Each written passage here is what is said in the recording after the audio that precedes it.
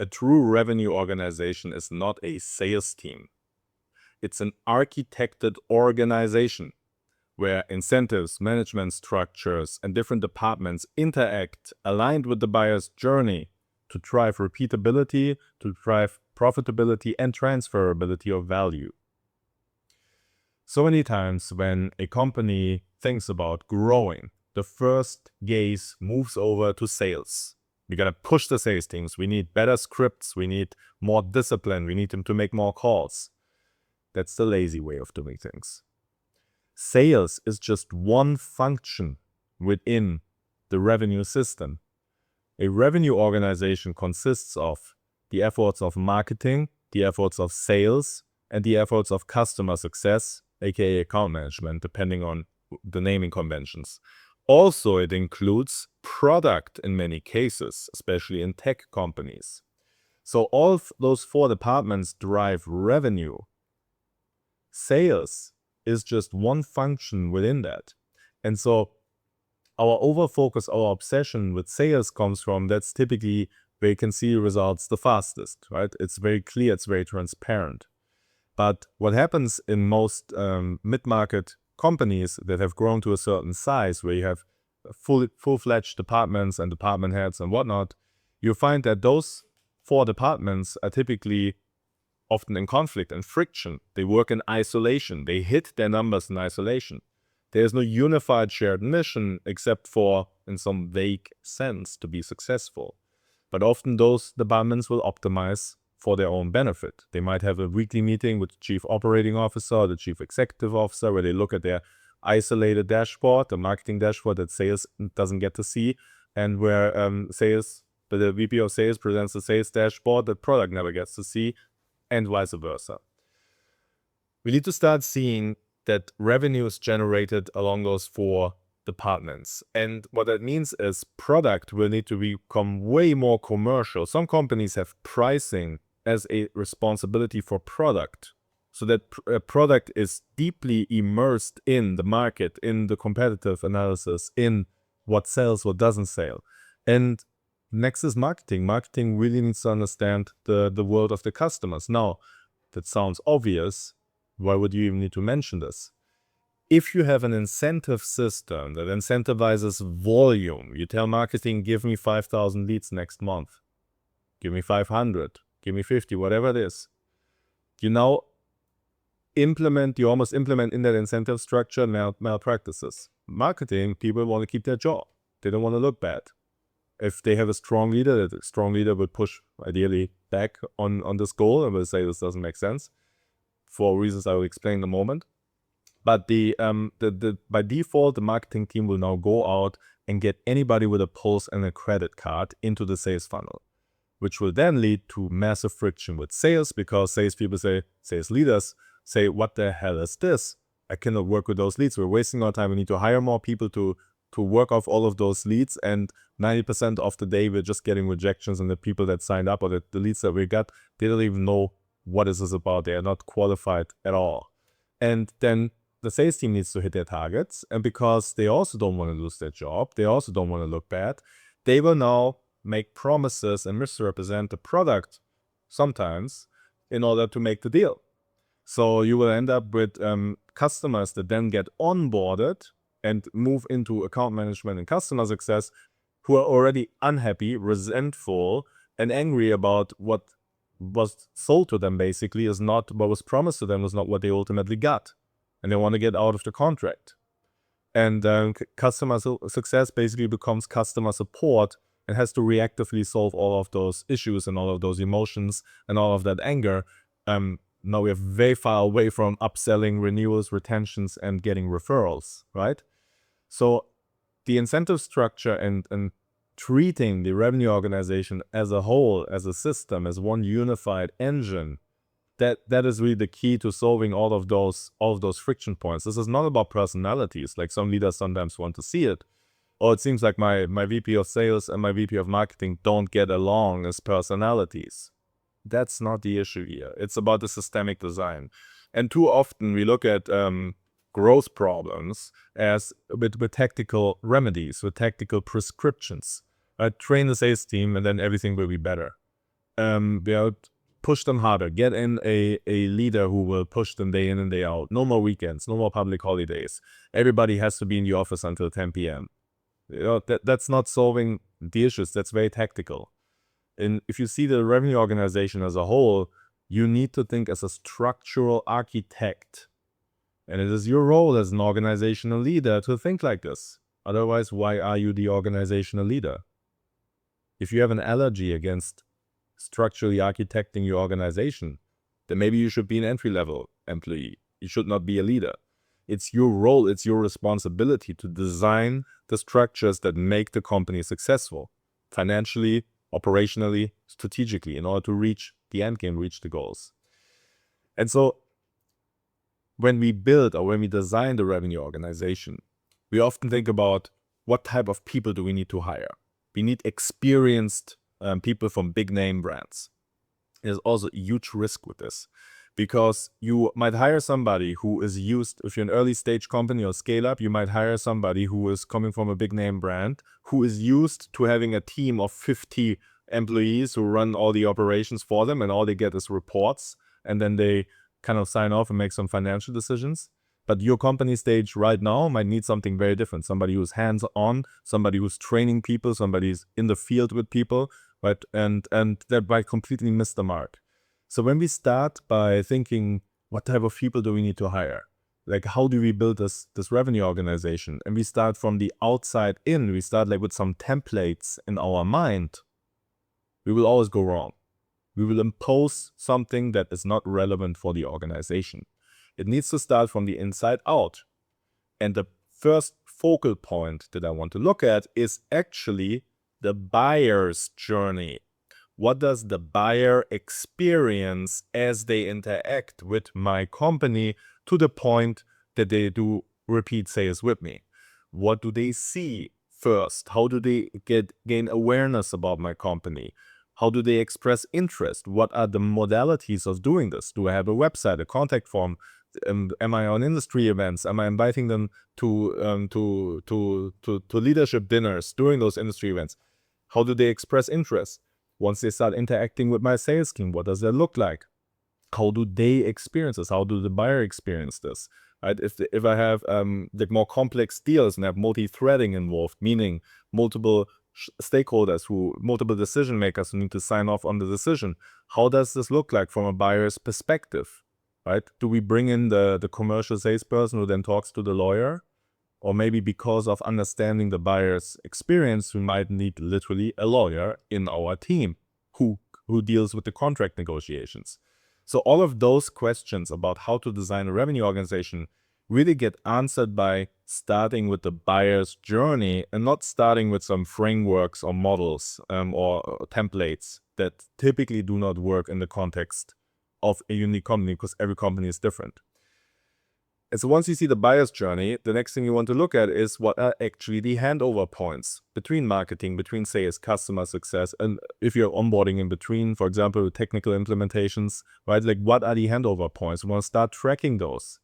And you will see very quickly the conversion rate, based on the conversion rates, where your structural weaknesses are, where you need to fortify more of your process. Even in sales, you can have those conversion rates from stage to stage, whether that's you have an initial commercial conversation or like interest conversation, then you have a conversation that's more technical. So that's your technical stage where your engineers come in and explain the product to the engineers of your prospect, of your buyer's company. Then you have the legal contract negotiations. Then you might have a CEO to CEO conversation. Whatever that looks like, it's different in B2B, it's different in B2C, it's different in enterprise and in tenders, right? It depends on your business model. But you also have stages in here and conversion rates. And you want to understand, where does it break down repeatedly? And this is where you need to intervene. So just hiring some superstar salespeople from the industry because they have contacts and growing is not cutting it. You need to think as a structural architect. The next is the incentive systems. We talked about how if the incentives are misaligned, it will lead to an entire cascade of dysfunction, from marketing all the way down to customer success, becoming reactive and just solving problems. We want to redesign those incentive systems by incentivizing marketing to actually get their bonus and get their financial rewards if the leads that they are bringing are actually being converted by sales. Now, marketing needs to act very differently. It's not anymore about getting as many leads as possible from anywhere possible, but now it is about, I, as a marketing person, now need to speak to sales, to understand the customer, to understand what's happening in those conversations, to understand what was unclear, to understand better how I can sharpen my marketing message. Because from now on, I only want to bring as leads in that are as qualified, as pre-qualified as possible to the sales team, because my success depends on the sales team converting them. The next step is sales. Do I incentivize them to just make as much revenue as possible? Top line growth, that's the lazy way of doing it. Certainly there are, in some instances, as a time-bound tactic, as a time-bound strategy that can be actually valuable, but that's not like a long-term strategy. You will, if you don't have any penalties for unethical selling, for churn meaning your customers that you onboard then end their contracts before the end of the contract, they try to get out, they're unhappy and so forth. If you don't get renewals, often this starts in the sales process. I mean, it even starts further down the line and further upstream in marketing, but the way the salespersons or the sales team creates the relationship has a great deal to do with how later on renewals, retention, upselling, and referrals will work out. It starts here. The tone is set. Like, customers are not static. It's not about finding the customer who will later become a referrer. No, it's about the way you treat your customer, the way you interact with your customer creates the conditions for this person or this company to become a referrer later on and to renew later on. Your moves, your actions shape what that customer will be like in relation with you, in relation with your company. And so if I incentivize now sales for long-term retention, of course, I want to give them some part of their bonus now to incentivize, of course, aggressive closing. And I don't want them to sit around and postpone and procrastinate. And I need hunters. I need people who close the deal. It's obvious. But I also need people who do this with the long-term view in mind. So a part of their bonus is for closing the deal. And the second part of the bonus is if the customer stays with the company for at least 3 months, or after 3 months, customer success does a scheduled feedback session with the customer, including asking about the sales process, and if there's a certain score, then they get their bonus. Or if the customer is producing a certain MRR, monthly recurring revenue, then as long as the customer is with the company, so long the salesperson who was in charge of the sales team gets a cut of that revenue as commission. There are different models you can use, but you want to incentivize the sales team for the long-term success. And then you move over to customer success. And typically at this point, after onboarding customer success, at this point, they should be getting more qualified, more aligned clients, which they can then more easily, of course it's not easy, but definitely more easy than working with unqualified clients, which they can now work with to build on renewals, retention, asking them for referrals if they're satisfied, getting new leads in this way, and they can actually do their proper job, which is expansion of revenue. As a company, this should be it depends on the end game, of course, but if you want to build a long-term asset, if you want to become acquirable, and you want to create transferable enterprise value, then you need to have an engine that recreates revenue after the first sale.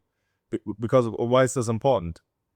Every single time that you acquire a new customer, you have massive cost of customer acquisition. You have marketing costs, you have sales costs, you have the salaries of your salespeople, you have commissions to pay, bonus, the literal marketing budget that you put out, the events that you might go to, the tools that you're using. There's a lot of cost in acquiring every single customer. And that cost, of course, needs to make sense compared to the revenue that you're getting from that customer. Now, if it's a one-off transaction, you get a certain margin from that. Can be good, it can be not good, whatever. But if you manage to have the same customer who you have once paid marketing and sales for, if you can manage to make them pay again, that new money now from that new payment came without marketing and sales costs. So your margins are significantly higher. You get margin efficient, you get cost efficient revenue from renewals and upselling. Right? And so, unfortunately, I've heard it with my own ears many times. Fortunately, some top management leaders and owners and founders cannot wrap their mind around that. They think that that's something soft and something weak to treat your customer good or to put customer value in the focal point, because it's all about aggressive growth and we don't have time for this. And, who cares about this? It's about the numbers. It's not.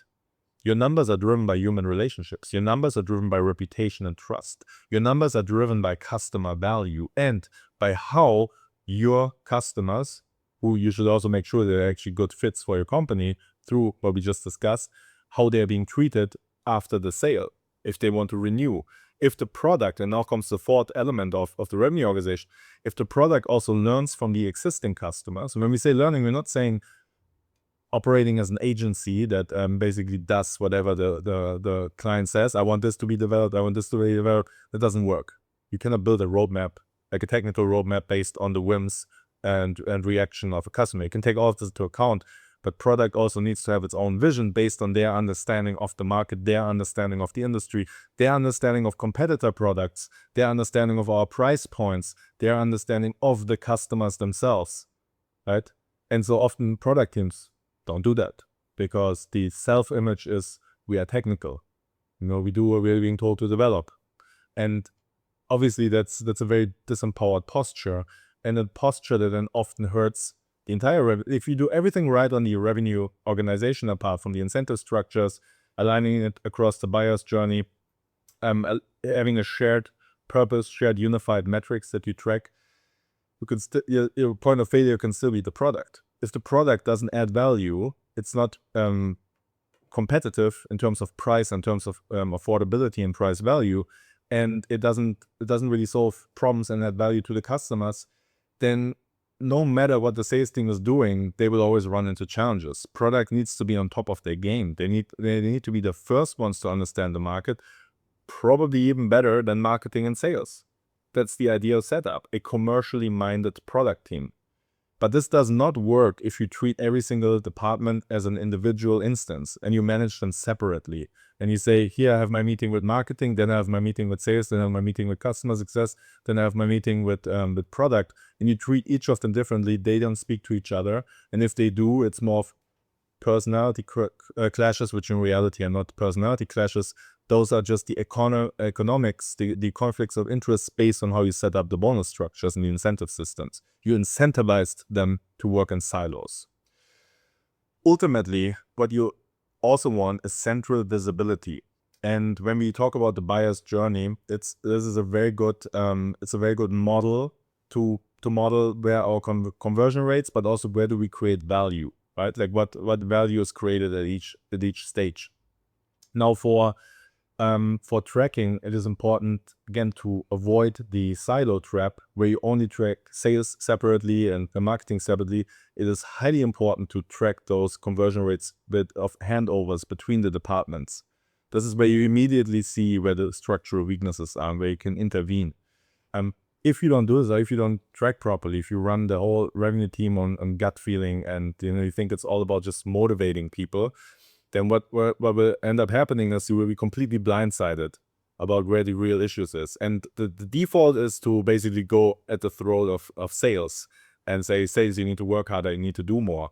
But once you start understanding it as a system, right, you will see that there are a lot of leverage points that you have. And this is really the change of mindset. You move out of the tactical operator mindset, where it's about emotions and motivating people and the force of your personality as a leader, and you move into a structural architect mindset. And you move away from, I just need to do more, I need to motivate people, to how can I redesign this incentive system, the reporting structure? How can I redefine the roles and responsibility of everybody here? How can I reset the expectations? And you start thinking in terms of leverage points. And you do not need to optimize everything, but there are certain critical areas. If you optimize those, or if you solve those, they actually have positive ripple effects on the entire revenue organization. So it all goes back to seeing the organization as an ecosystem, to understand that all decisions are interdependent. When you make a move, it shapes the environment. the other players in that environment now also make moves based on your move, right? And you understand that it is a living, dynamic ecosystem that you're dealing with. You're not dealing with a static org chart, and you're also not dealing with a world where sales is your only pathway to revenue and to growth. Sales is one function out of four, and on top of all of this also sits finance to actually oversee those numbers, or the top management, to make sure that this entire engine is actually properly designed, properly architected, and incentivized towards the right metrics that create long-term value and long-term success.